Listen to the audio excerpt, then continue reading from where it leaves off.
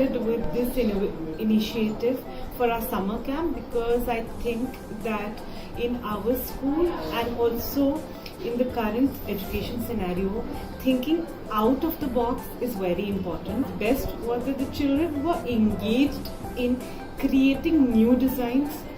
They were using initially stencils, but nothing deterred them from using their creativity while using 3D pens. I'm thankful to After School for getting this curriculum into our school, and we hope in the near future we work for a longer association.